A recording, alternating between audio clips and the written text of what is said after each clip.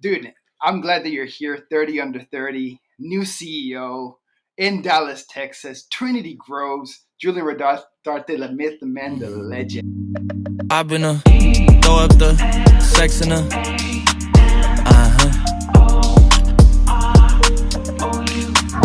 I can put you in. I was like I walked you through the kitchen, like it still said coming soon on the door, and like I have the picture. You remember that? Yes, I love that.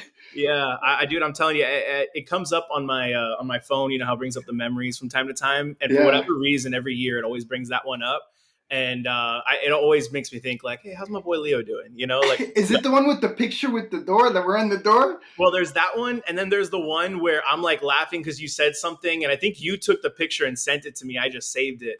But cool. Yeah. That's cool. The older days of Beto and Son, huh? Beto and Son. That's right.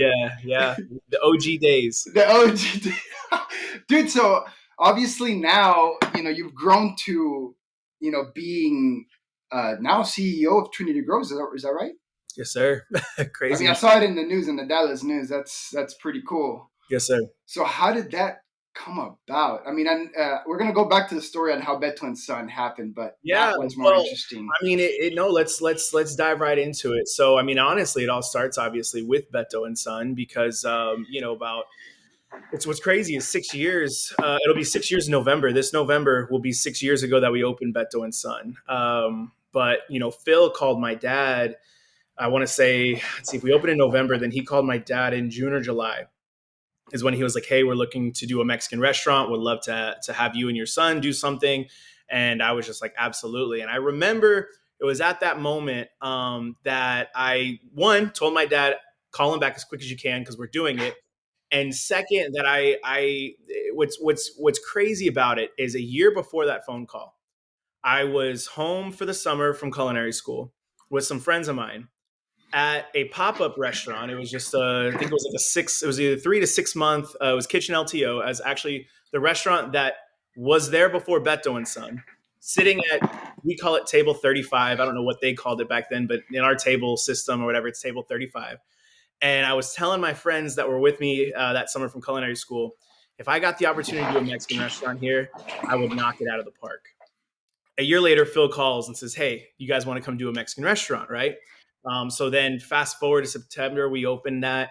And you remember Nathan Jin? I love him. Yes, I remember him. So Nathan Jin obviously helped me open the restaurant. He started there as basically doing whatever I needed. I needed service at the beginning. He served. I needed bartenders. He bartended. Like whatever I needed, like he was there. He helped me build it from the ground up. But I remember talking to him. Yeah. He was a part of the very, very beginning. I didn't know this. Okay. Yeah. I remember telling him at the very beginning, I was like, brother, one day we are going to be so successful that they're going to ask us to do the whole thing. And this was literally like pre-opening talk. Like I was telling him, I was like, I'm telling you, brother, one day.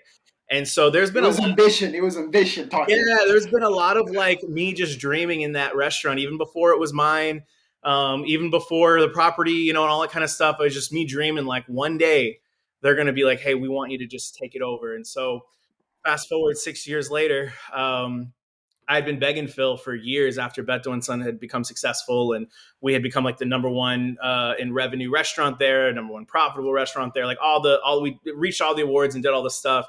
I've been begging him for years, like, hey, Phil, give me one more restaurant. Like, let me do one more thing, let me do something else. And, there was tons of people in line that had been asking him for years. So I just kind of had to wait my turn. I had gotten my one and there were plenty of other people that hadn't got their one yet.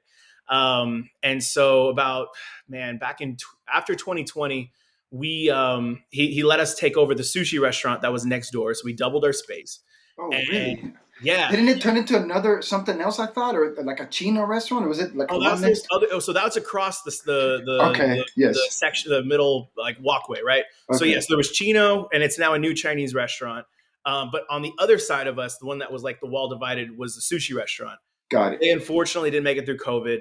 He allowed us to take over that space and double our space. So the restaurant's twice as big as it was when we first started.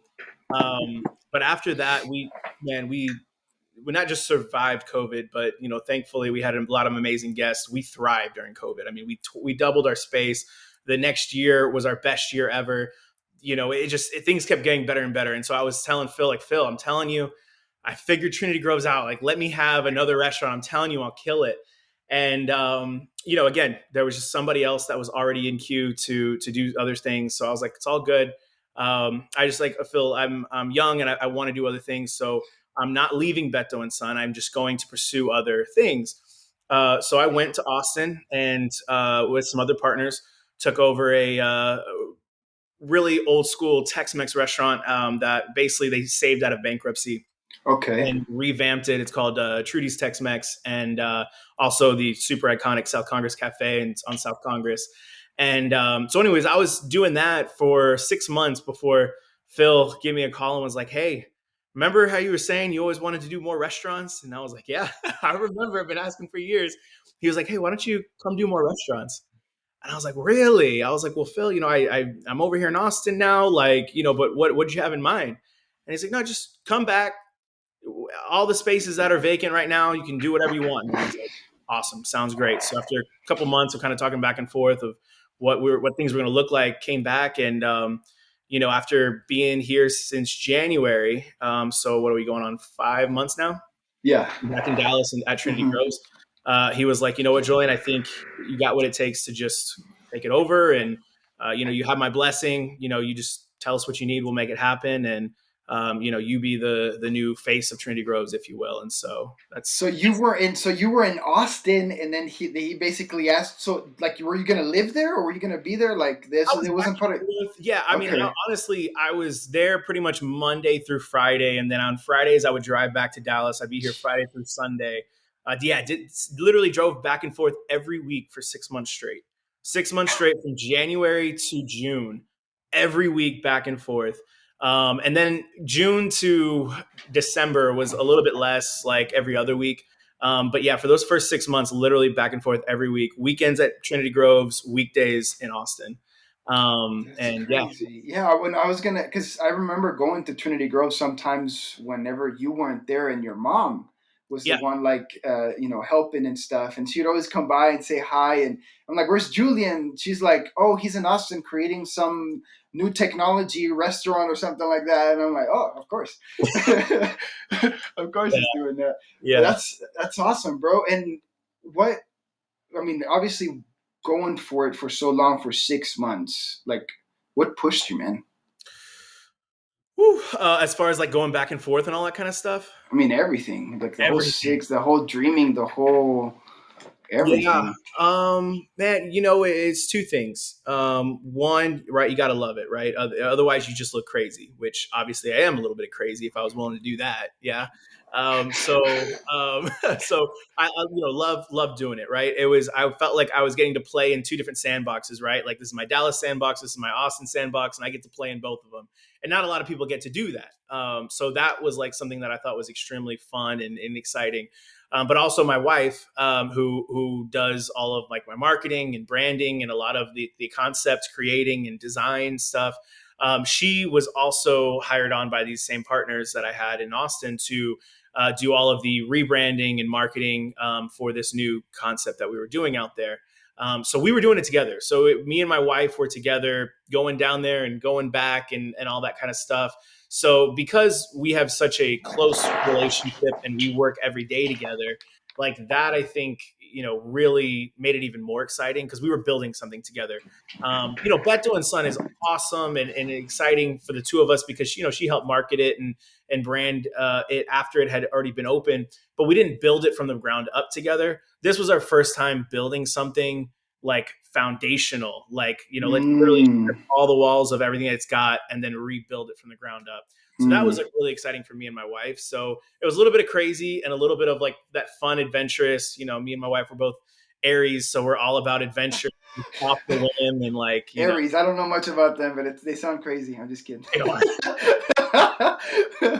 No, just kidding, man. No, I mean, you definitely got it. So I was gonna ask. I thought you were gonna talk about your dad.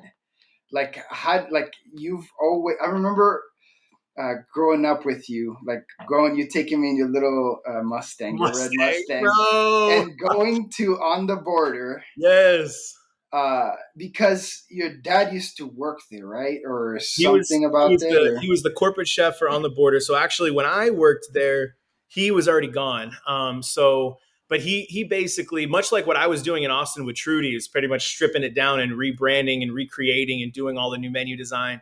So he did that with On the Border. Man, that was oh, probably 20 some odd years ago. And then obviously, I worked there as a server and bartender and cook and all that other kind of stuff when we were growing up. But yeah, like my dad very much like created at the time when I was working there, like the foundation of what that restaurant was from a food and beverage standpoint. okay. So now you have, because now Beto Son was obviously, Beto is your dad, and then you had your wife now both working together towards kind of the same goal. Yeah, yeah. So I mean, yeah, I got my dad, who very much, helped create, my culinary foundation, and restaurant like hospitality foundation. I remember as kids, somebody would come over, and my dad would always say, whenever a friend comes over, you ask them what they want to eat, what they want to drink, and you either cook for them or you make whatever drink they're looking for. And he was like, he unintentionally like grooming me for hospitality of like, this is how you take care of somebody. This is how you treat a guest in your house or restaurant. Right. So obviously you have my dad from that aspect.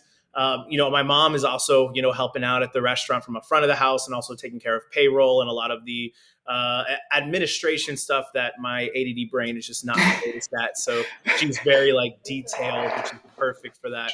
And then now my wife, who is big into marketing and advertising and branding and just design from the beginning to the end, as well as she comes from also a liquor background where she used to Okay. work for one of the biggest liquor kind of companies, Moet Hennessy and Diageo.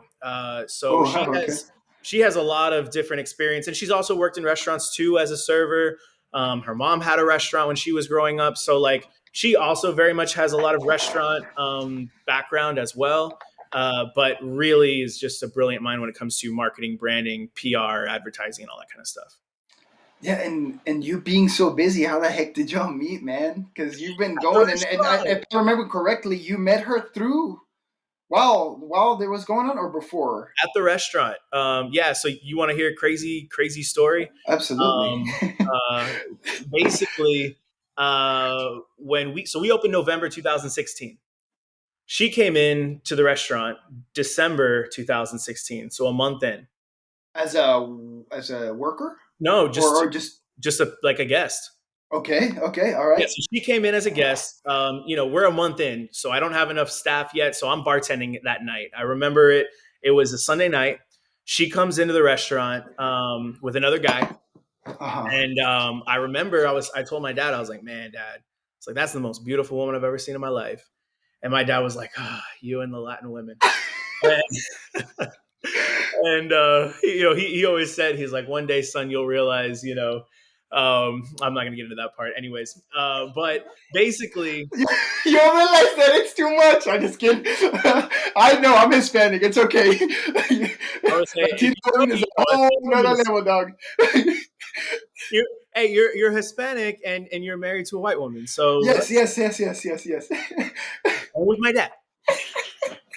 So basically, she comes in with another guy, and I just told my dad, I was like, "Man, that's the luckiest man in the world. Like, I'd marry that woman in a heartbeat right there." Oh, And she was with another guy. came in, yeah, she was on a date with another guy. A date. Yeah, Okay, this yeah, is she's interesting. All on a right, date I'm with in. another guy, and I'm just thinking, man, to be that guy, like that guy right there, man. And so they come in, they sit at the bar, and they say, "Hey guys, what can I get for you to drink?" They say, we'll do a shot of Crown and then some 19 Don Julio 1942." And I'm like, my kind of people. Don Yeah. Julio 1942. Start off with a shot of Crown. Love it. Here's your shot of Crown 1942.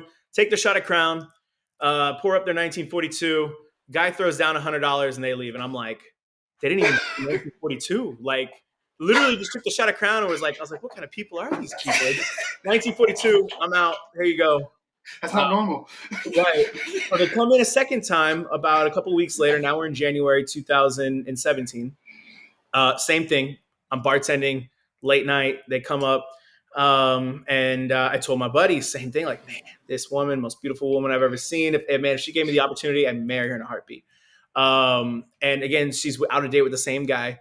This time, they're like, hey, we're going to do a shot of Crown. And I'm like, I know, some 1942. And like, yeah, she orders a tortilla soup and a shrimp Diablo bowl. And then he ordered, crap, I can't remember what he ordered. I'm surprised you remember. Oh man, let me tell you, I remember. Okay. It made that big of an impression on me. So anyway, so they come in, they get that taken care of, boom, boom, all done.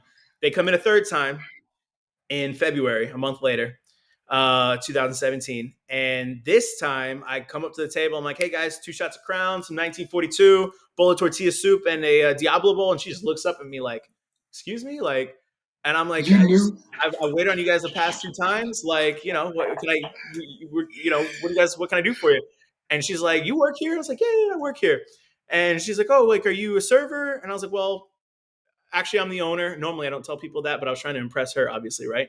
Yeah. Well, actually, I'm the owner. And I remember she gave me this look like, do your parents know you're running a restaurant? Like, because looking at me like I'm a child kind of deal. Like, do your parents know where you are right now? Like, are you supposed to, like, and anyways, so it just so happened that at the time she was working for Diageo, which basically owns Don Julio, Crown, Kettle One, all those brands. So that's why they were ordering 1942 and not even like drinking it, because it was their brands. It was like a work Got it. like that. Yeah. Okay. So anyway, so she tells me like, hey, I work for these brands. Enjoy your restaurant. I'm gonna send my one of my counterparts in. His name's Javier, and I'm thinking in my head like, I don't want your counterpart Javier. I want you. Like, Yeah. send me a guy like you come in. So we started actually working together, and when we did salsa night, she helped me launch salsa night, and we did partnerships with Don Julio. And Because of her. Because of her, you were doing partnerships on Julio, or yeah, because of her, we were doing partnerships with Don Julio and like basically her tequila brand or whatever. And one salsa night, I just in front of all of her work people, I said, "Hey, you want to dance some bachata with me?" And she didn't want to turn me down in front of her work people, and so she did, and we started dancing. And that same night, I made her some drinks and was like, "Hey, so when can we go out and have some drinks?" And she was like, "Man, you're crazy! Like, there ain't no wait, way." was she still dating this guy, by the way, or was she? Okay. So this is probably 6 months after. Sometimes past. Okay. This is probably 3 to 4 months. Yeah, we're talking like April, May now. No, we're in June. We're in June. Okay. So yeah, almost 6 months later. Yeah, she's not with a guy anymore. And actually, I was talking to one of her work people. His name was Jackson, and basically was saying, "Hey, Jackson, what do you think it would take for me to like get her on a date?" And he was like, "Listen, this is what we're gonna do. We're gonna have a work dinner, or we'll meet at this bar, and I'll just bail. Like, I just won't show up, and it'll just be the 2 of you guys, and like that's how we'll do it." And I was like, "Awesome, love it." So I say, "Hey, have you ever been to this place? It's called Atwater Alley. I go there on Sundays. My buddy's a bartender. He's awesome." And she's like, "No, I've never been." I was like, "Great. 3 of us were going on Sunday." And again, she's want to be professional, not like turn me down at the table. So she says, "Okay." On Sunday, I'm texting her going like, "Hey, you ready?" And she's like, "Well, I'm not really drinking." I'm like, "It's fine. I know the bartender. Have him make you mocktails. Don't even worry about it. You don't have to drink. It's all good." And then she's like, "Oh," so she texts her work person Jackson and says, "Hey, you ready for tonight? We're going out with Beto and Son, blah blah blah." And it wasn't Beto and Son; it was just me, but they call me Beto and Son. Right. Now I got you. And she Another one. "Oh man, I can't go." Like, but he was like, "But you can't miss this because like, this is an important account. They sell a lot of Don Julio." Like, so basically, bailed last minute. I go pick her up, take her to the place, and I remember my buddy Sean. Did you ever meet Sean? Sean sounds familiar, but Him? maybe not. I don't know. Maybe. Okay. Anyways, my buddy Sean, he was like prepping me because he was a little bit older and wiser, and he was like, "Listen, man, this is a woman. Like, she's not gonna want to just play around and just go on a date and have some drinks. Like, she's gonna want to know like from the beginning, like what are your intentions, kind of vibe." Yeah. And like he was looking after her, or he was looking after you. After me, like he was like, "Bro, you better go in and know what you're trying to do here, because Like, this isn't just some girl who came into the restaurant and wants to go out with you. Like, it's been 6 months you've been trying to get this girl to go out with you, and now she's finally like, you've kind of tricked her into it, and like, you better come in here like ready to show out and show off. And I was like, man, this is, we're just having drinks, we're just friends. I just want to build a friendship with her outside of work. We're always doing work stuff together. I just want to do this outside of work. So then, I'm sorry, I need to speed the story up. No. Keep going, dude. I love the detail. This is amazing. So basically, I get there, introduce her to my buddy Jesse, who's the bartender. He's hooking it up big time with like these amazing, immaculate, beautiful cocktails, and he's making her ones without alcohol. And literally 5 minutes to the T into the conversation, she's like, "So what the hell are we doing here?" And I was like, I mean, having drinks? Like, I don't know. What do you mean trying to act dumb, right? Oh my And God. like, no, like, stop the BS. What the hell are we doing here? And I was like, well, I admire you as an individual. You work really hard. We're both in this industry together. I just wanted to get to know you on a deeper level. And she's like, I said, cut the BS. What are you doing here? And I remember myself telling myself, like, if this girl gave me the opportunity, I'd marry her. And so I said, all right, here's the deal. I like you. If you're down, like, would love to start dating and be in a serious relationship with you, because I can see myself marrying you. And that's kind of how it all went down. And she was like, "You're joking." all right, bet. Like, prove to me you're down. Like, let's see it. Like, don't talk about it, be about it. And that's kind of how it went down.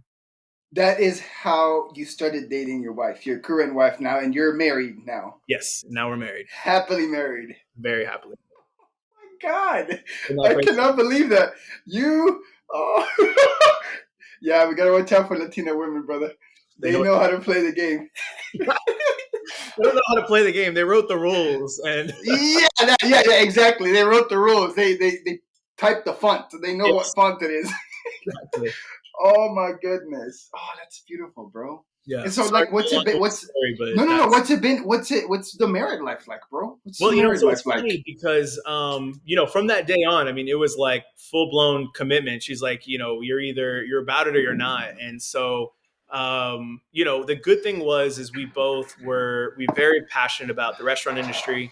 Both loved what we did. And honestly, I didn't really see myself getting married after, opening the restaurant, because I was like, nobody's going to be okay with this schedule. Like, yeah, it's too busy.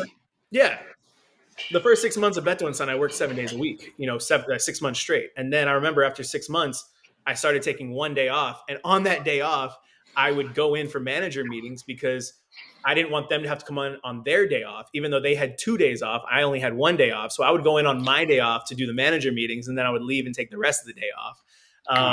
And so, but I was like, no girl is ever going to be okay with this. Like, no one is ever going to be okay with this lifestyle. But we very quickly started doing it together. And so that's why it has worked out so well, is because we're with each other every day. Mm-hmm. We're got the same goals. Mm-hmm. We're after the same things. We're trying to achieve the same things. And so that's why it all works out, is because, she was like, I'm down to leave my job and spend my life marketing you and branding you, and which in turn is marketing us and branding us, right? And so that's kind of how it all kind of went down, and why it's been so successful. And it's kind of crazy because we got married in 2019. So right before COVID, we get married in October. We go on our honeymoon in November. Again, we're both very adventurous. So she was like, I don't want a big wedding. Like, literally, we can get married at the house for all I care. Let's have a nice dinner, and then let's just leave for a month, because we always work. We work nonstop. I'd rather spend all the money on just a month-long honeymoon and not have to worry about the wedding. So that's what we did. So we went on a month-long honeymoon all throughout Europe, flew into London. And honestly, just to kind of show how crazy we are, we literally booked the trip, and we said, we're flying in on Monday to London on this day. And then at the end of the month, we're flying back. And that was the only thing we booked. And so then when we're there, 3 days into being in London, we're like, oh, it's going to get chilly tomorrow. Like, where's nicer weather? And she's like, let's go to Nice. Yeah. Let's go to Nice. So we went to Nice, French Riviera, and we're there for like 3 or 4 days. And I was like, man, I've always wanted to go to Monaco. And she's like, let's go to Monaco tomorrow. So checked out of the hotel, went to Monaco, and that was our whole trip. It was literally like, where do you want to go next? I'm like, man, I'm craving Italian food. Let's go to Italy. Like, Yeah, we're backpacking basically Europe. Like in a sense, well, obviously you flew and stuff, but right. Yeah. We there flew. was you did it in a nice way. Yeah. Once you're in Europe, I mean, like the flight from London to Nice was like less than $100. You know what I mean? Like once you're Okay, there, okay. like Yeah. flying is dirt cheap. Trains and all that stuff. The system that they have is beautiful. Yeah. So What? I Oh, guess sorry. Go it ahead. was Keep it going. was it was glamping backpacking because we were staying in hotels and flying. Yeah. What did you call it? Glamping or Glamping, like glamping is camping. glam? Oh, glammy. Yeah, that's what I was gonna say. You did it the Yeah. bourgeoisie way. Yeah.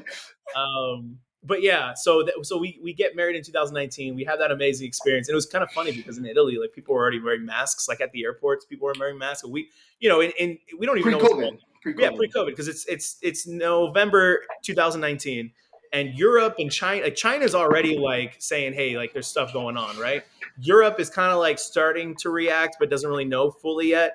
And then fast forward, we get back in December. And Of 2019, of December of 2019, 2019. Yeah, yeah, about to yeah, yeah.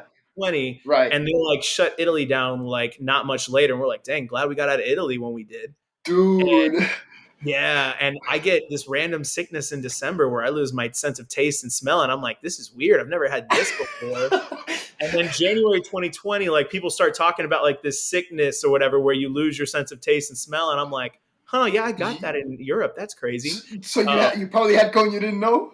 Had no idea. Had no idea. And let me tell you, I literally told Alexa, my wife, I was like, this is one of the worst sicknesses I've ever had in my life. Now, I didn't have to go to the hospital or anything, but I was you were just like, what the hell? it took it out of me. I remember it was like 2 weeks of a beatdown. And you're a chef. Yeah, I'm like, I'm never sick this long. Like this is one of the tastes, right? Sorry. Yeah. Oh man, that scared me because I remember losing my sense of taste. Luckily, it was only a month, but I couldn't smell for 6 months. And that's what scared me because I was like, if I can't smell, like that's like 90% of my taste, not 90. 6 months. Yeah, no, I couldn't smell. Yeah. Luckily, I said it came back. But yeah, so 2020 was our first year of marriage. That was like COVID 2020. That was our first year of marriage, and luckily, a bunch of my friends also got married in 2019. So 2020 was their first year of marriage too.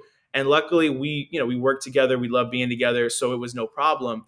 I got a lot of friends who realized they didn't like being together as much as yeah. And didn't make it through 2020 because correct. They were like, well, I liked being together when it was only like after 5 p.m. on weekdays. 5 hours. I had 2 days on Saturday, Sunday where I had to be with you all day, and then I got to leave you again on Monday. And those are the ones that didn't work out as well. That's but for funny. us, it's like, I guess we're stuck together at home. This is the most. Is what it is. Home. Want to play Angry Birds? That's funny, man. And how was I gotta ask you this? How the heck was Monaco, bro? Because that's like you said that I was like, what? You've been to Monaco? Like best dining experience I ever had in my life was there in Monaco at Joel Robuchon's restaurant. And Monaco. So, have you ever been to? I mean, you've been to Vegas, right? We went to Vegas together, right? Didn't we? Yes. No. I went with some friends. Okay. Yes. But I've been to Vegas, yes. I wish I would have gone with you. God, that would have been awesome. I thought let's do it. Yeah, because Nathan and I, when we were doing the whole World Ventures thing, we went to Vegas or whatever for that. I wasn't sure if you came with us. You invited me. Okay. And you didn't come? I did not come because I'm a loser. Oh, good. So anyways, so there's Vegas, and what's that other like place that's like a knockoff Vegas on the East Coast, like Atlantic City or something like that? Yeah, I think Atlantic City. I was gonna say Miami, maybe, but not Miami. But it's a whole different vibe. So I was like, knockoff Vegas, right? Like where? Gotcha. Yeah, Atlantic City. I think that's what it is. Yeah. So basically, the way Vegas makes Atlantic City feel is the way Monaco makes Vegas feel. Which is, explain that to me. Yeah. So Atlantic City is a knockoff, right? So it's not as nice as Vegas. It's like trying to be something it's not, right? Okay. Well, when you go to Vegas, right, and you go in these hotels and you see these big marble pillars, but then like you hit them and they're not actual marble, or it's like a fake marble or whatever, or like you see tried. These gold, you see these gold paintings around, and you're like, ooh, it's gold, but it's like actually just painted on gold. Right. In Monaco, when you see a marble pillar, it's solid marble. When you see gold, it's actual gold. Like, I mean, Monaco is like the amount of luxury that you would never imagine seeing in a lifetime, like in just one place, like just all right there. I mean, I remember I took a picture when we were leaving the hotel, and because it was Lambo, Ferrari, McLaren, Rolls, Lambo, Rolls, Bentley, Bugatti. Like, I mean, just Then and skip that was the alphabet right. And or literally, whatever. yeah, Yeah. that was it, you know. And people always say it, and you're like, okay, but is it really? And then it's like, no, no, that's really how it is. Like, absolutely insane. I Really. yeah, I mean, And so like I was gonna say like does because obviously it's glamour, but does it?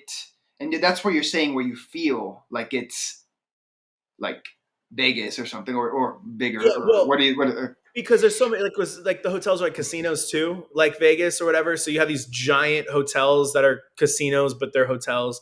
But again, like when for example, Caesar's Palace, right? Like they want to make it feel like this palace. Well, no, in Monaco, it's a legit palace. Like it's an actual legit like palace. Like it's not like, oh, this is what we named it because the branding sounded No, cool. No, no, no.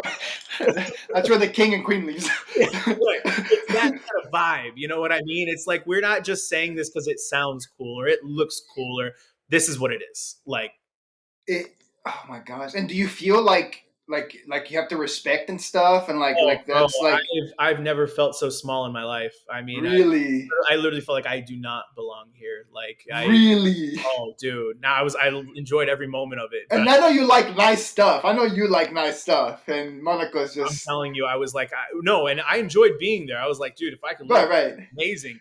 I'm just like, there's just no way. Like, this is just. I mean, I got dreams, but this is No way. this is like my dreams are not big enough.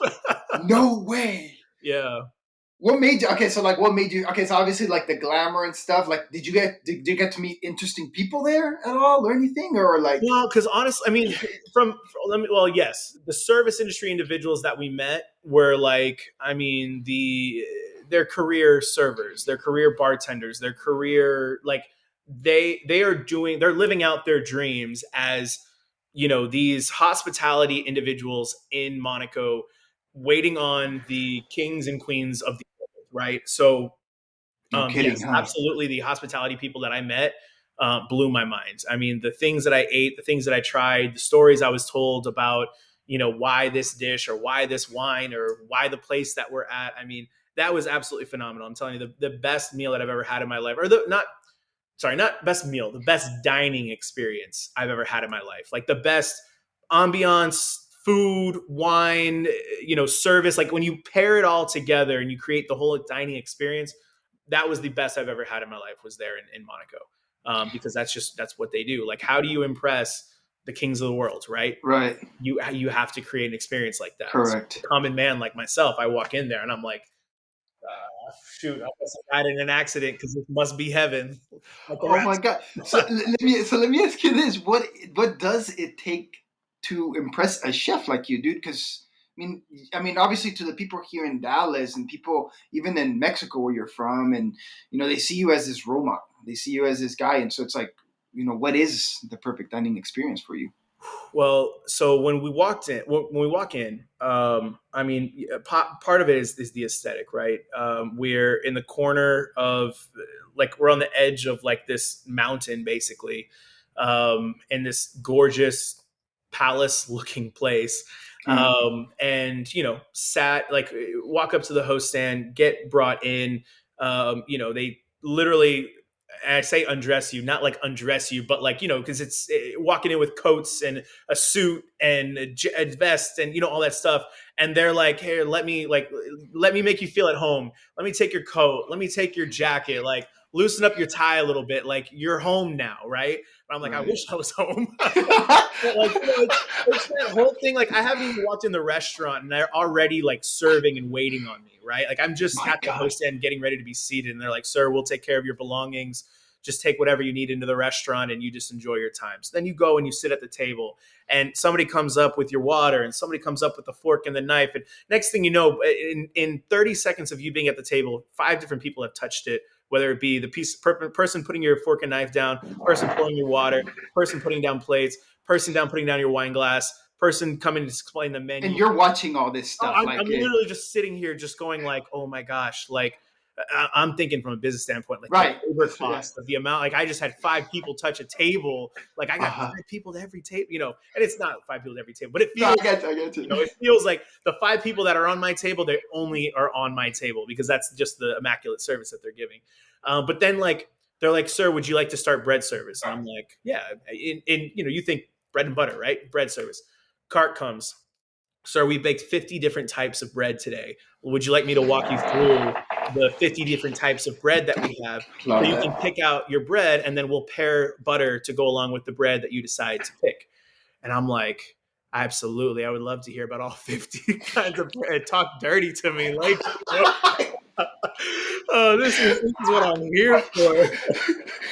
It's like food porn, literally to a chef, bro. Like, Go through every single one, and after they go through it, I almost want to be like, "Can you do that again?" But like, you don't have time to do it again. Like I was like, "No, don't do it again." But like literally, I just want to sit here and just, "Can you please say it again? Baguette, croissant, like all those and things." they're saying with the accent, like Right, you're supposed to say it. right.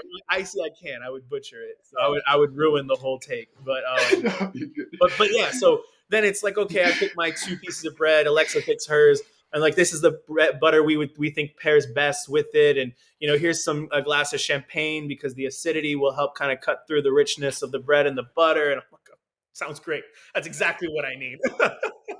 That's amazing. Yeah, and then the sommelier comes by and he's like, "Sir," he's like, if you'll allow me, I'd be happy to make all the choices for your wine today or whatever, or unless Yeah. I would be drinking wine with you right now, but You're good. I got to shoot in 2 days, and so I'm trying to purge and It's all good, brother. I'll do it for you. I'll do it for yeah, you. yeah. Cheers. There you go. But anyways, so yeah, it was that experience. It was like just the elaborate, ness of the entire night. It was the setting. It was the amount of people that were just doting on us hand and foot. I mean, it was all of it. It was that, and again, I'm just a freaking nobody. We were the youngest people in the room because everybody else is, adults. We're the youngest ones in here, and I was like, You're probably like next to like Elon Musk or something. You didn't know it or something like. shoot, maybe. I honestly, I was so focused on my date, my wife at the table, and Right, right. people that were waiting on us. I couldn't tell you who was next to me. Like, Absolutely. No, I mean the gold marbles and marbles everywhere. Yeah, of course. yeah, Like you're looking at the ceiling, like what the hell? That's amazing. Excuse me. So that's beautiful. Like even a chef like you gets impressed. And I asked you that question specifically because I don't know if you remember. You told me before you started Beto Son that you said that you wanted it just like that. Actually, you wanted to have the forks on there and everything, and like you wanted it to be ready on the table. Like, and when you even told me something crazy, like if someone leaves, I remember this. the restaurant. Someone leaves, like yeah, to the restaurant, or something like their stuff is like clean or something like that. Yeah, like basically, you either if their linen is dirty, you get them a new linen, fold it, and like have it waiting for them. So when they come back, it's like a perfect place setting, like for when they come back. Yes, yes. And now you get to be served in that way. Well, I mean, you've been to beautiful restaurants, I'm sure, like other ones and stuff like that. Let me ask you this: what's the best food in what country? Um, man, I guess, listen, my favorite food like is going to be like in Mexico. Like that's home, that's Of comfort. course, Like of that's course. I eat it and it makes me emotional, right? Like all those Latin emotions just come to the forefront when I'm eating the food. So that will, The instinct comes in. yes, eating in Mexico will always be my absolute favorite, food and cuisine of choice, right? But like on that honeymoon, man, I think the best food we had was just the when we were in Nice on the French Riviera, just walking through the town square and just going to just a little. I don't even want to call it a hole in the wall because Nice is such a gorgeous city. It's like almost like something you would imagine in a most beautiful romance movie. Right, right. I mean, so we're sitting at this little, I guess, town square restaurant, sitting in the square, watching all these beautiful people dressed in Chanel and Louis Vuitton and Gucci walk by, like it's just what you Nothing. aired. And, Yeah, it's normal. right, right. No big deal. And because there's like a Chanel store on every corner down there. I mean, like literally, like the way McDonald's are here, they have Chanel stores there. It's like just how Yeah, yeah, yeah.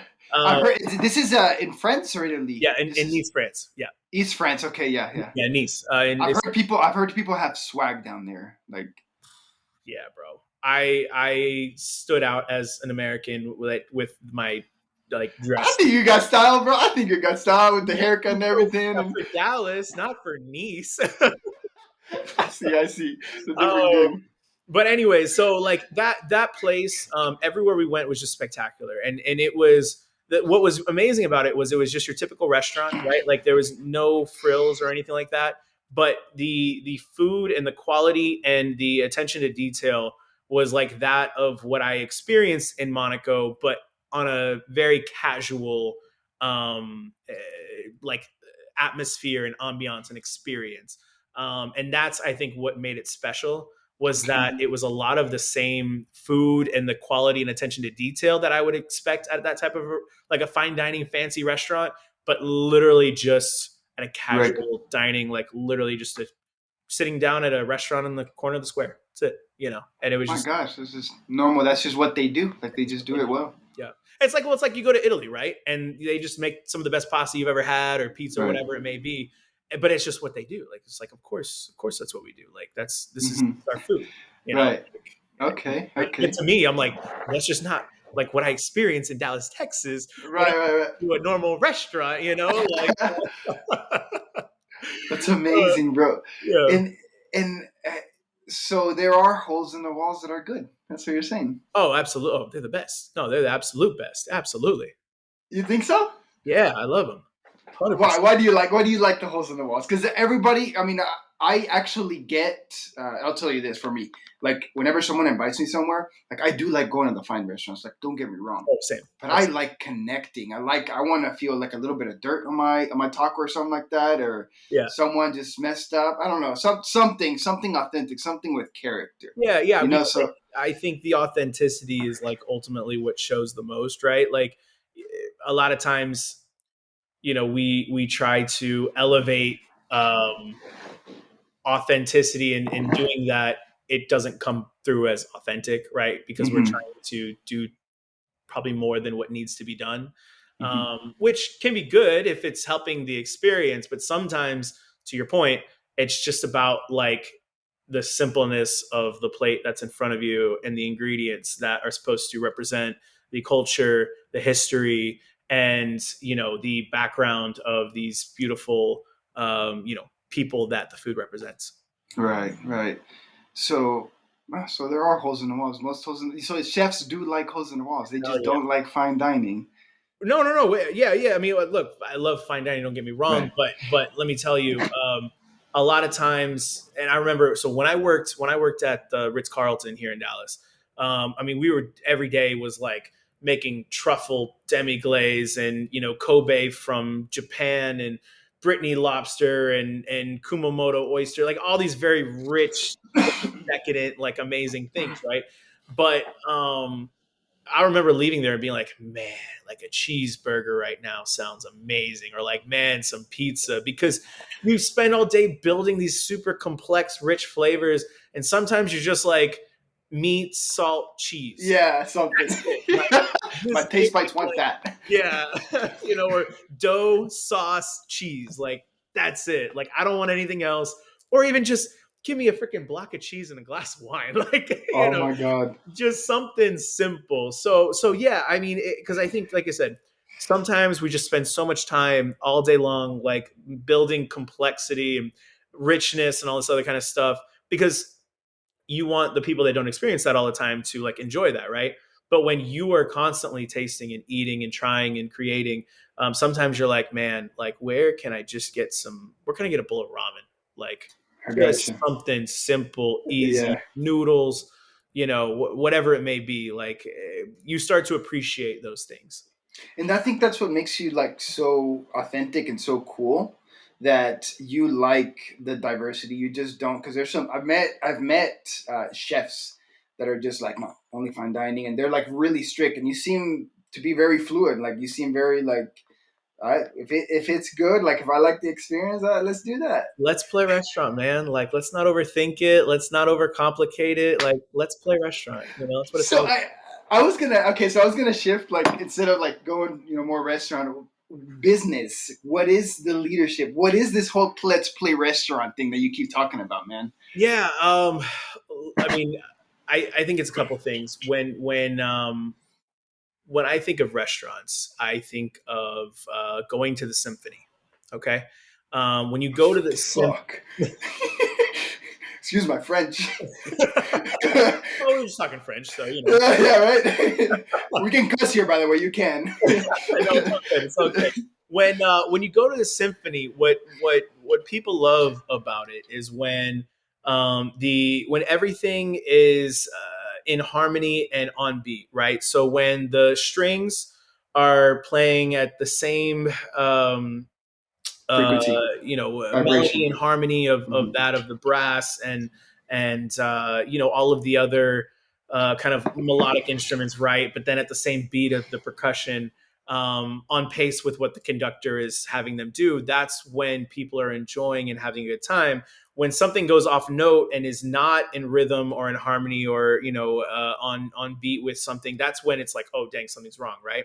So I see restaurants as the same way. Like strings are the servers, the percussion is the heart of the restaurant, the kitchen, the brass is the bartenders, right? Everything has to be on point from the time you walk in and get your first kind of impression of the restaurant through the host, to then the dining at the table, to then the let's say Beto and Son, the chips and salsa coming to the table, the server coming and taking your order, the order going into the kitchen making exactly what that was supposed to be, the cocktails coming from the bar, like everything has to be perfect.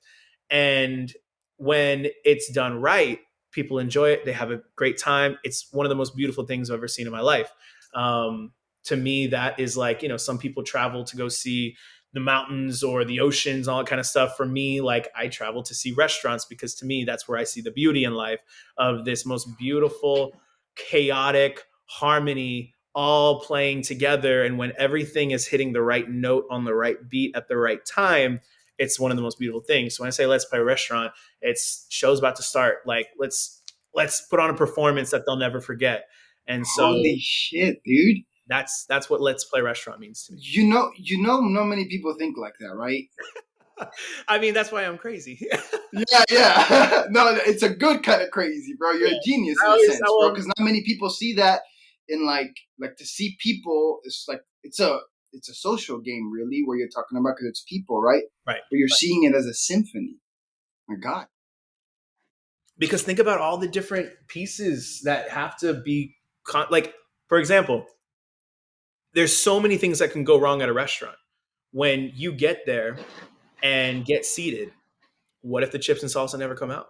What if the server forgets that that's one of their tables? What if the cocktail is made wrong or incorrect, or the bartender forgets an ingredient? What if the kitchen loses your ticket or makes the wrong thing, or if the server doesn't put in the that you didn't want onions? Like what? There's all these. There's so many places for something to go wrong at a restaurant, and that's why when you have those great experiences, there's something special about it.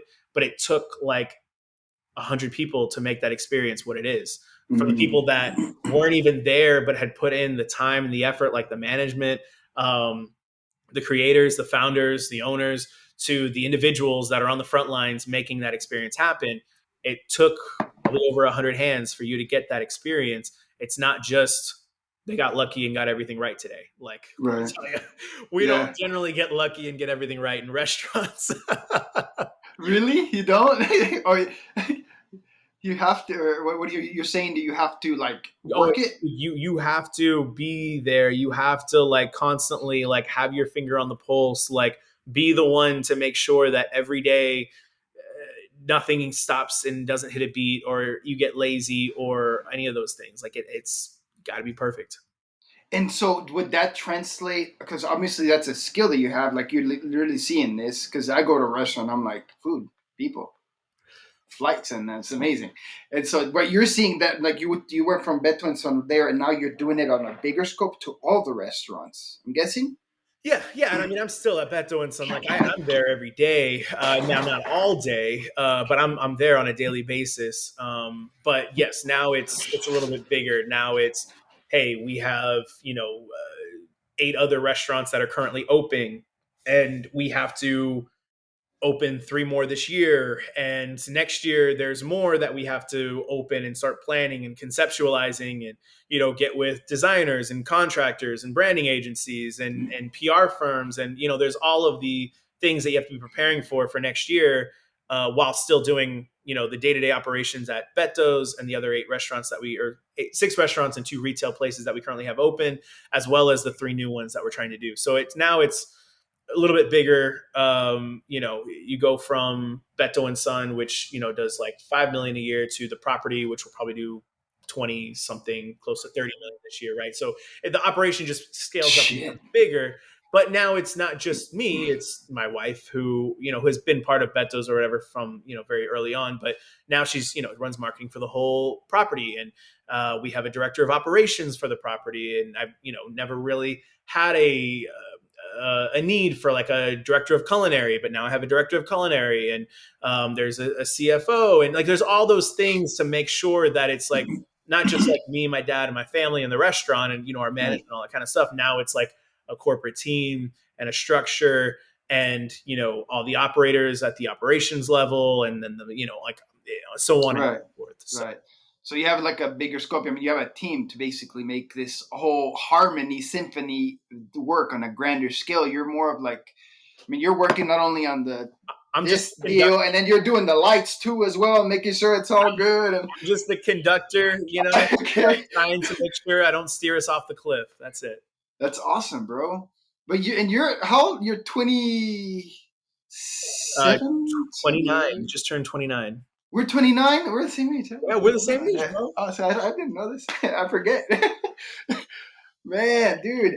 And so all of this takes obviously a lot of leadership, which obviously you've had since very young. Thank you, bro. And you too. Yeah, but I learned from you, bro. I learned from you. And honestly, I do give a lot of kudos to you, because I'm like, man, what would because I remember one time you even told me like, it's like, man, this is what leadership is. And you were just like so convicted about it. Like you just had so much conviction about leadership. I was just like, man, I gotta be like that.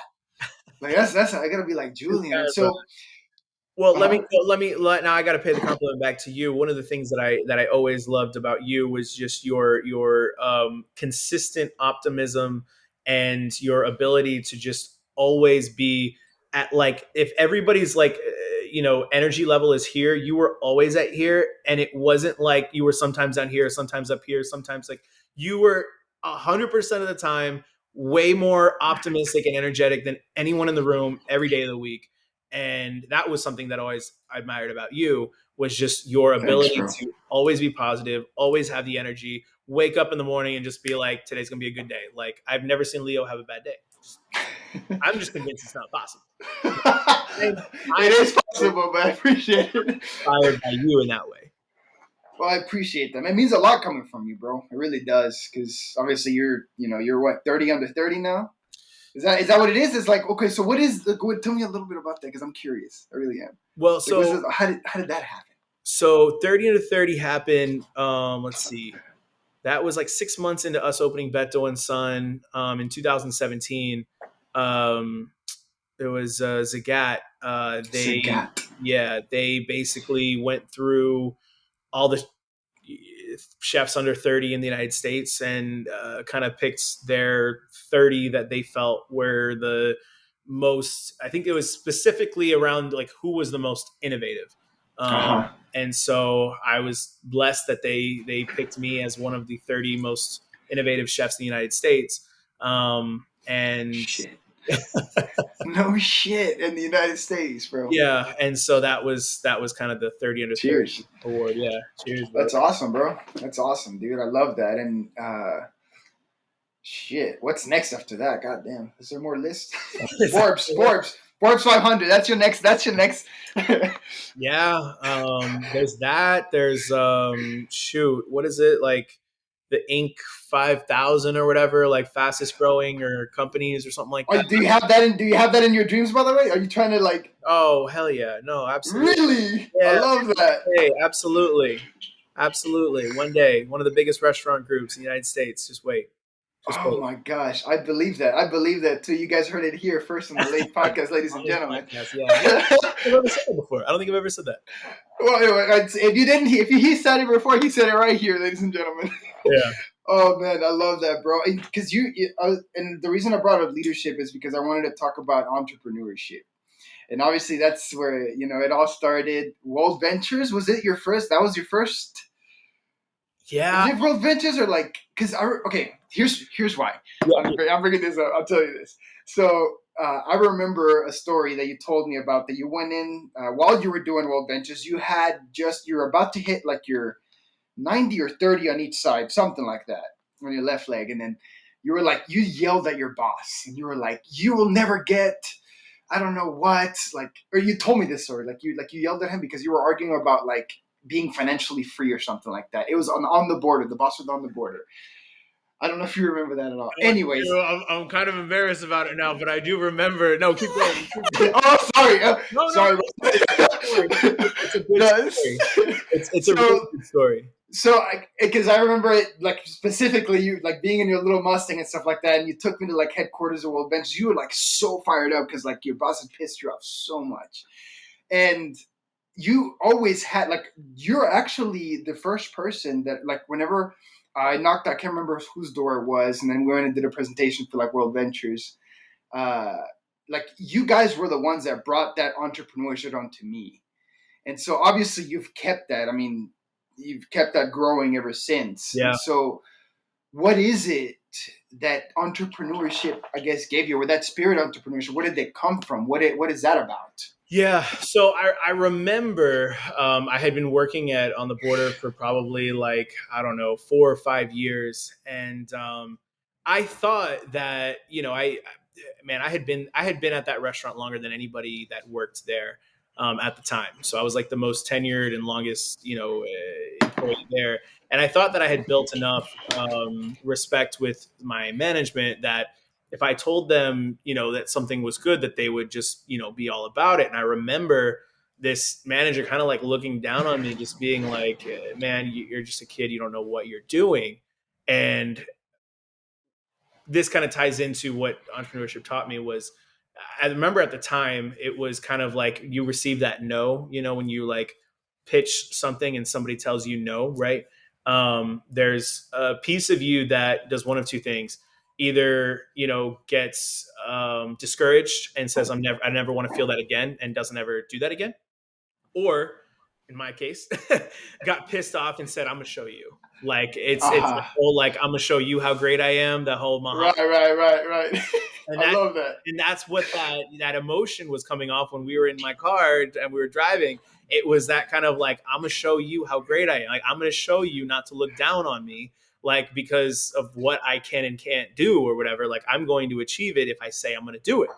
And so anyways, that goes to entrepreneurship from a standpoint of like, you have to have a thick skin and the ability to, when you see a dream and people laugh at you or look down at you, no matter who they are in your life, friend, boss, coworker, family, you have to have that thick skin to be like, listen, I don't need your affirmation. I don't need you to tell me that I can do something. I know what I can and can't do. And the only limitations I have are what I put on myself. And so from an entrepreneurship standpoint, that's really what that taught me, was being told no so many times. Kind of like, a salesman, right? You get told no after no after no. And it either affects you again in a way that you say, I'm never going to do this again because I'm discouraged, or like, just wait till I show all of you what I'm going to achieve, because I'm going to make sure that you know that you lost out on the opportunity to be with me before I made it. It's crazy because I was literally talking to someone about that today. It's like there's two things that can happen. Literally, I said this today to someone. Like it was like they were going through something. And it's like they either cower down, or like sometimes whenever you do something bad to someone, you help them, if anything. So true. And I mean, you see that with stories like, entrepreneur stories like yourself, and like, I mean, obviously anomalies like, Elon Musk and all this stuff, like all the stuff that they had to go through, socially wise and all that stuff. But what is the secret, bro? What is the secret to a strong business? What is the secret to a good business? shoot, I can't put my finger on just one thing. I can tell you, I think when I think of a strong business, whether it's not been created yet, or when I say not been created yet, not been developed yet, or it's been developed for and been around for over 100 years. I think it takes an individual with a clear vision and people around him that continually every day are willing to wake up and pursue that same vision. Anything that I've ever done successfully in my life, it's taken more than myself to do. I couldn't have done it on my own. It took other people around me, like you and in the World Ventures business that we were in together, right? You had the belief, not even just in the business, but in myself, right? You believe, Correct. hey, Yeah. if this guy's doing it, I'm in, 100%. and it's the same with like Beto and Son, right? Like there was a vision, but at the end of the day, I couldn't just show up, open the restaurant and be there myself and say like, I'm going to make this happen. The staff, the servers, the bartenders, the managers, they're the ones who truly made the dreams reality. The ones that bought into what I was doing, the food I was making, the drinks I was selling, the vision that I had for the restaurant. So it takes an individual with a vision, a dream, an ambition, and people around him to basically pull that off, that also believe in that same dream and ambition. That's Dude, it's yeah. Well, I mean, I'm asking you this because I mean, obviously business is super rocky. I mean, like you said, anything worth chasing is goes up and down, And talk to me about a time that like you or when was a time that like like it was tough, ooh, like during all this. perfect example. And this is a great question because I mean, literally just right off my head, I'm like, oh, I got it. I love it. So 2020, bro, let me tell you, that rocked my world. And there had only been one other time that I can think of that rocked my world that hard. This was back when I was probably 14 years old. I was working for my dad. So it's a two-part story. First, I'm gonna go all Yeah, the you're way good. back and then go back You're to good. 2020. But back when I was 14, I remember my dad, kind of came home one day and said, "Hey, we no longer have a restaurant. I'm gonna go look for a job and all that kind of stuff. But like, we it's gonna be tough to kind of make this work and survive." And that was back when I was 14, so I don't know how many years ago that was, but Mm-hmm. it was a while back, and I remember it was that first moment where like growing up, 15 years. yeah. Thank you. Growing up, we had a pretty comfortable life, like things were good and things were progressively good and things always kind of got better year after year. And that was the first time in my life where a year was not better than the year before, right? And so much so Mm-hmm. that, there was concern of like, man, we might have to sell the house. We might have to live in an apartment and like basically as a family, right? And Right. this To was make it survive. right. It rocked my world. I remember I quit sports to work full time so that I could contribute and kind of alleviate my family's stress of myself as a financial burden. So that was like that first time, and I'm so thankful that it happened though because it clicked in my head of like what it meant to work hard, and that's when I felt like I went from kind of like a boy to a man. Well, in 2020, I kind of felt that same emotional wake up and mental wake up again. Where in 2016 we opened Beto and Son. Mm-hmm. 2017 was an amazing year. We doubled what we believed was possible with the restaurant. Right. 2018 again below 2017 out of the water. 2019 I get married again. The restaurant's just absolutely killing it. All these opportunities, all these awards and accolades. Like every year, just exponentially better and better and better, right? 2020 comes and I'm talking to some other partners about opening another restaurant and where I'm thinking we can expand. This can be, I'm literally telling myself, this is my year, bro. Like this is the Oh year my that I blow God. up. I'm talking to production companies about pitching shows to like Food Network. I mean, I'm writing a cookbook. I've already pitched to people in New York. I had like 5 publishing houses all interested. I mean, I'm telling you, I've got so much going for me. I'm like, this is the year I write a book. I'm in a TV show and I open more restaurants. I'm like, I'm literally going to hit everything. March comes and I go from our restaurant was averaging like $15,000 a day in revenue to Then very next day, $500. 500. Yes, from $15,000 on average a day. On weekends, blow that out of the water. But on average, $15,000 in revenue a day. The next day we did 500 when COVID happened. And Like that's like literally, like literally, it was like Mark. Like you could tell, like COVID's like here. from one day to the next, and I was literally like, oh my gosh. Because I remember thinking, like, when COVID happened, like we didn't really know at the time what it meant and Right, how and it's Texas too, by the way. no one really knew, like, what does this mean? What's going to happen? So I'm thinking, listen, it's scary, but like we're going to survive. It's Right. humanity. We always overcome, right? And I'm also thinking this is my year. Yeah, And right. Yeah, you're going. You got momentum. right, like a faucet. I mean, and it just dropped, like just. And I remember thinking, like, because people are already saying, like, they're laying off like, other people were laying off their staff. They were trying to slim down, and I'm thinking, we'll never have to do that. We're killing it. We're crushing it. Well, I'm telling my guys, I'm gonna keep you on as long as I possibly can. Literally the next day, I'm like, what happens if tomorrow we do only 500, and then the next day, and then the next day? I'm like, dude, like, Bancarrota. yeah. And Alexa told me, she was like, kind of in hindsight, she was like, dude, for 3 days, she's like, I had never seen you like that before. It was just like your face was just like, there was nothing. It was just blank. Like there was Oh like, I my couldn't see anything god. going on up there. Right.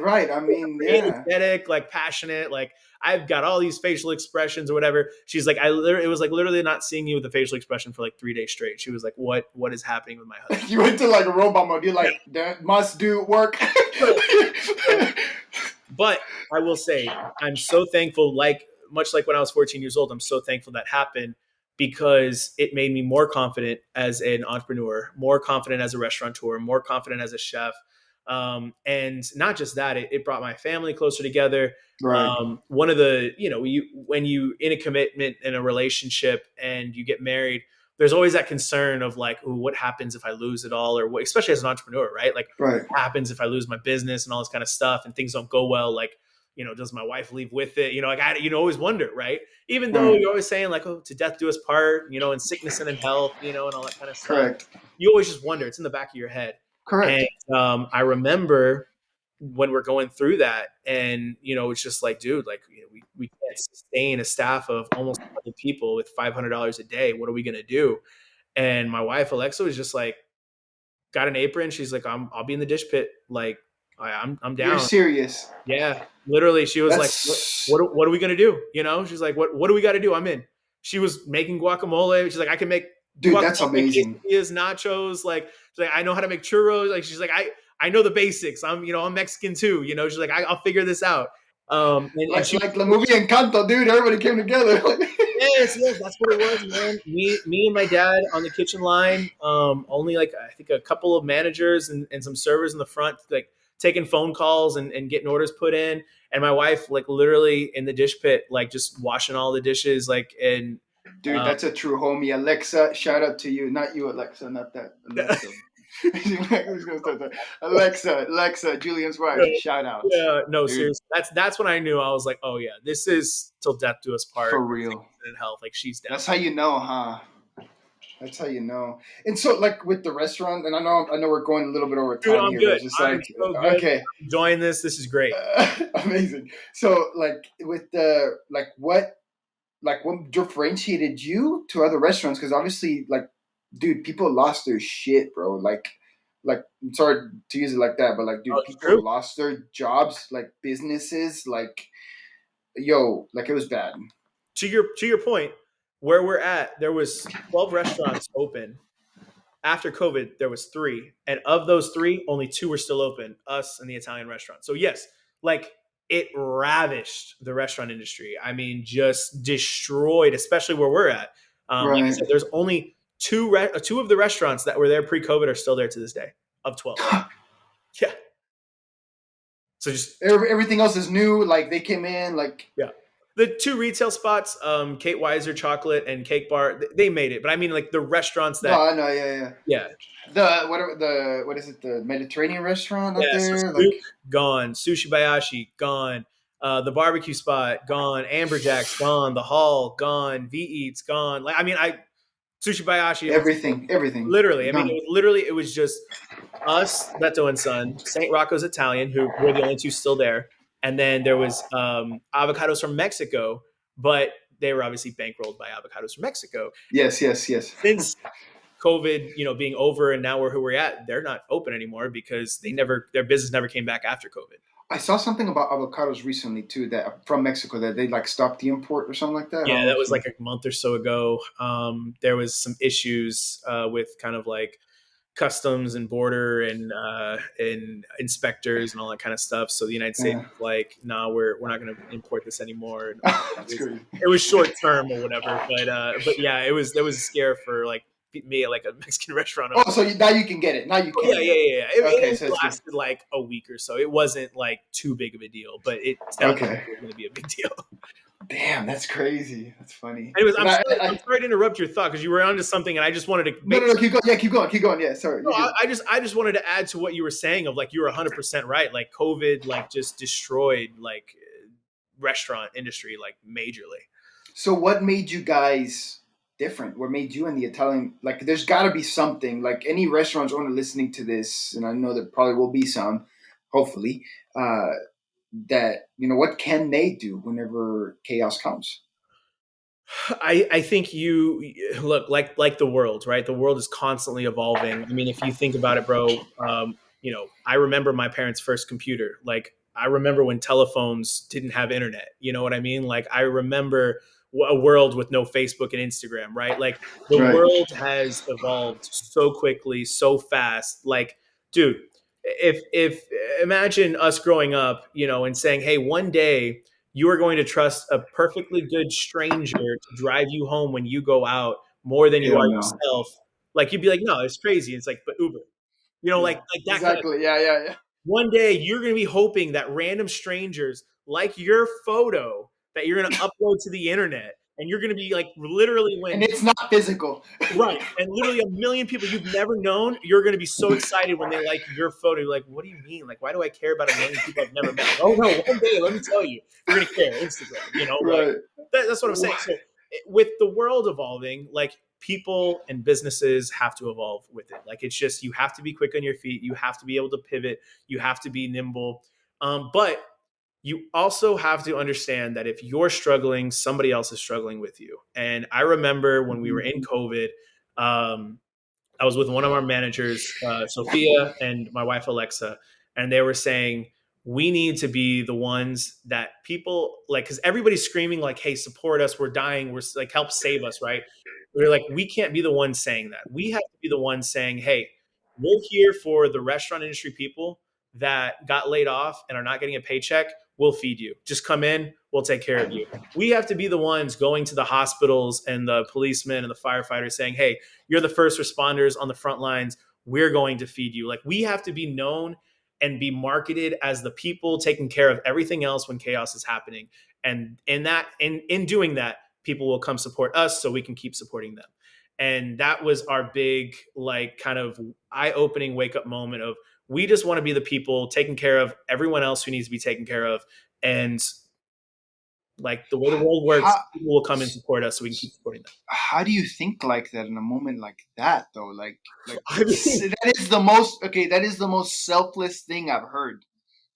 well, thank you. Seriously, I can't take full credit because again, it was me. that is selfless. That is totally selfless. Come on.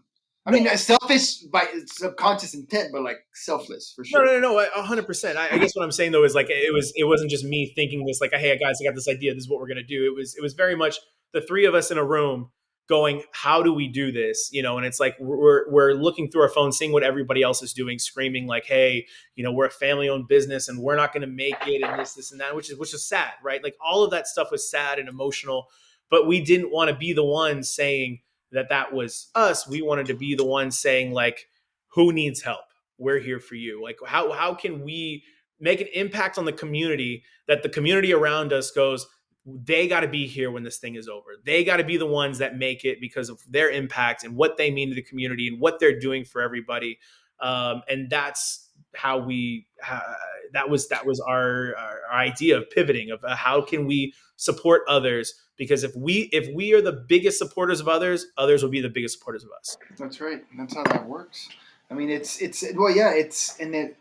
I love that you said that, man, because most people think take, Yes, take, give, take, give.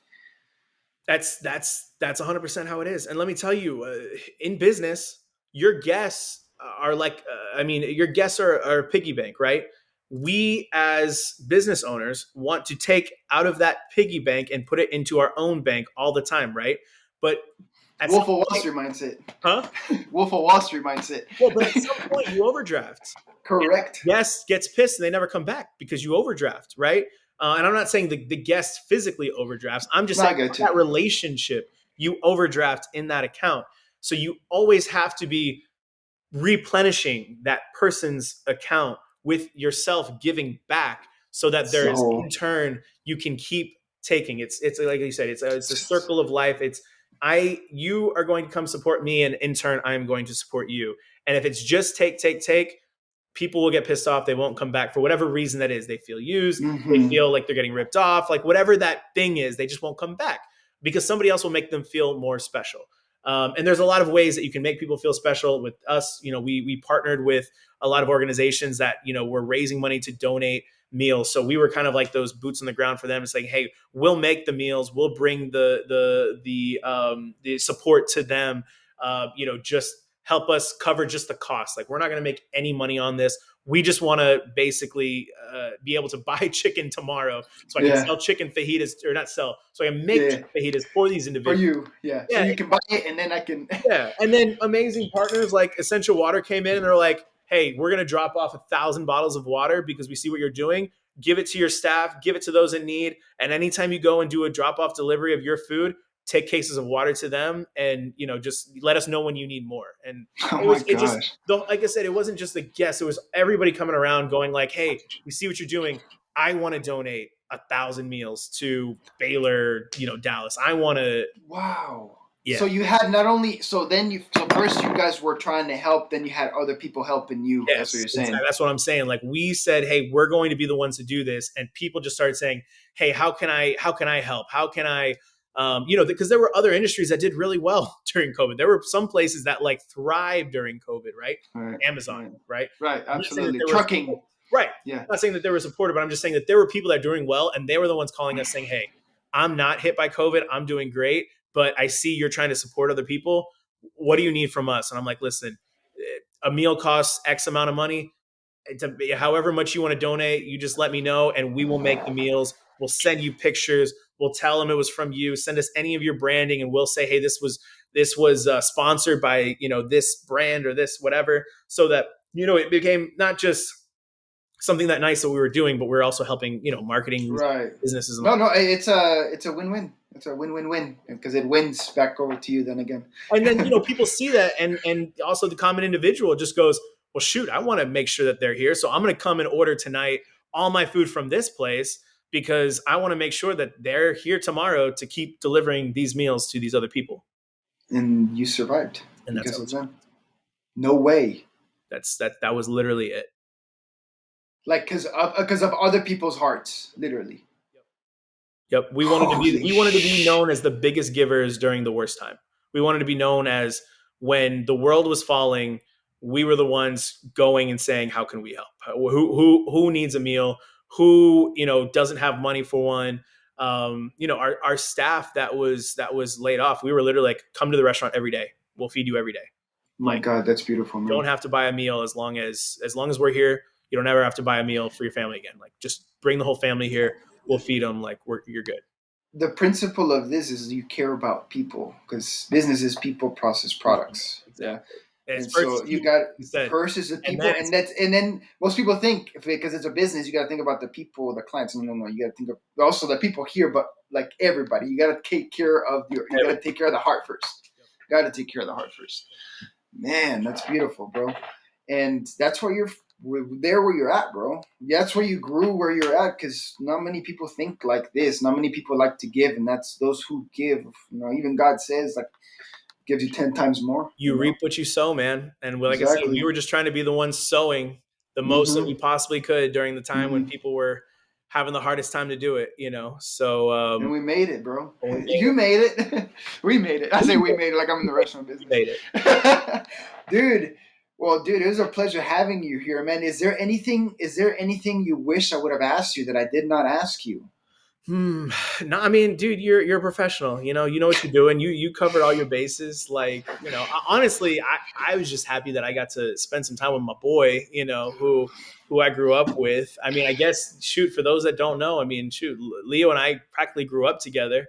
Had all the same friends. Like, experienced pretty much like all the different elements of like growing up and going through life and all that kind of stuff. So, I'm just glad we got to reconnect and catch up.